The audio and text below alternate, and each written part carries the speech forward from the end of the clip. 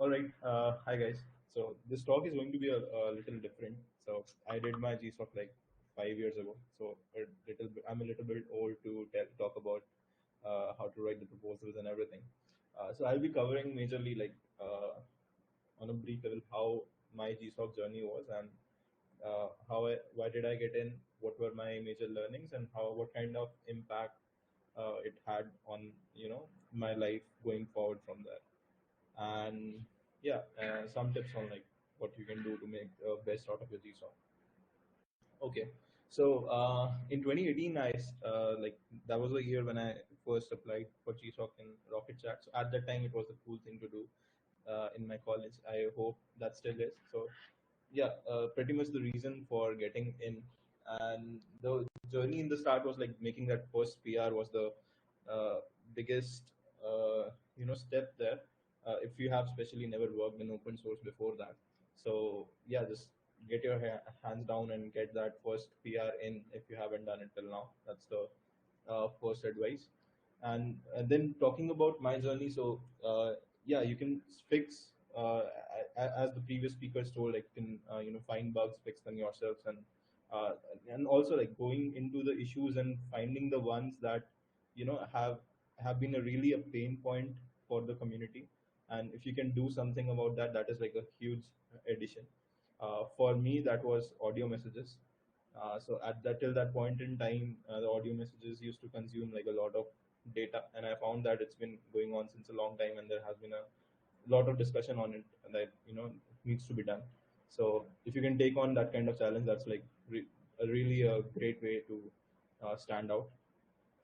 So coming next to what my learning was through the whole process, first of all, it is like you get to learn how to write good structured code, and the whole process around it, like you have to communicate clearly, you have to document everything, and everything has to be done nice. So you learn all these things which would really help you going forward in life, when you go for your internships or when you go to work in your work for different companies. Having this sort of skill set of uh, articulating things, writing a proposal, making a timeline, making those diagrams, and communicating with the people, that's really really helpful, and it has also helped me like a lot. And yeah, so the next part would be people. So when you come and you apply for GSoC and you interact with different peers or mentors over here, so you really have to be open and aware about what things are going around you, and be an avid contributor. Like have that genuine curiosity, and then like contribute in whatever way you can do. So I'll give you like a small example. So I had like a lot of discussions with Singh personally, uh, because first like there was something like I had to change my proposal mid term in GSoC, and the second one was that we conceptualize the GSoC leaderboard together. So it's been 5 years, and it's great to see how it is become the gold standard of how we rank students and everything. So that is really great. So doing all these things, like having these discussions and everything. Oh, just give me a second. I'll plug in my charger. Sorry about this.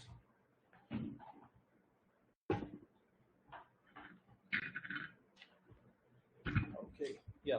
So having these discussions with Singh, it really turned out nice because after I got through my GSoC, so there was this company called Viasat that was maintaining a fork of Rocket.Chat.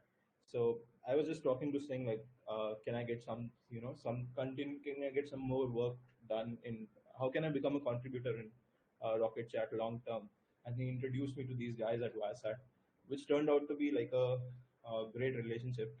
Since I've spent close to about 3 years working with Viasat on Rocket.Chat, so that had like a huge impact on my life, because like firstly working in open source gives you lots of independence. Like it was before COVID and before this all remote work became mainstream, that you could work from anywhere, and it allowed me to do things like spend like couple of months in Europe, do my research over there, and then eventually gave me the bandwidth to start my own company. and all those things would not have been possible if, you know, I didn't have the independence of working remotely, and the financial independence as well. So that turned out to be great, and it would have never happened if I didn't, you know, actively contribute or actively have had these discussions with Singh or other people in the community. So whatever you do, have that genuine curiosity, and, you know, try to give to the community, and it would definitely give you back.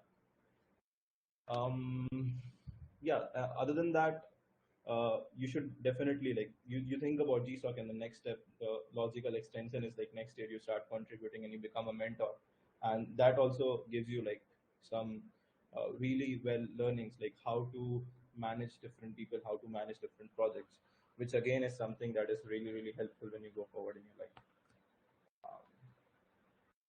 Yeah, yeah, and you can always make things happen. Like as I mentioned, like my GSoC proposal was changed mid tenure, and in 2019 and 20 also, with Viasat we sponsored people who were, we ran our own program where, you know, the number of slots in GSoC are fixed, so we even sponsored some of our own. So those kind of things are always possible, and, you know, you should always network, meet with people, talk to them, and, you know, see what's going around. That's the best thing you should do. It's not just technical. Yeah, and take on challenges. Yeah, I guess that's it from my side. I'm open to like any questions if you guys have. Yeah, that's great. I think one thing that you said that really caught me is like curiosity. Yeah, I think curiosity is key, right? You know, they need to be curious to need to be they need to ask questions, and sometimes, if possible, they can answer questions too, right? So then you can uh, feel the curiosity of your peers. So that's about it, right? I think that and also I'm very interested about how it impacted your life, right? You could see that after that you can really understand about open source, and see that open source is a great way to bootstrap some solutions, uh, and then create a whole company based on open source, or even if it's not open source, but you can use the open source and the technology you got contact with to create a company, to create a business on that. So that's very good. That's very inspiring talk. Thank you. Thank you very much.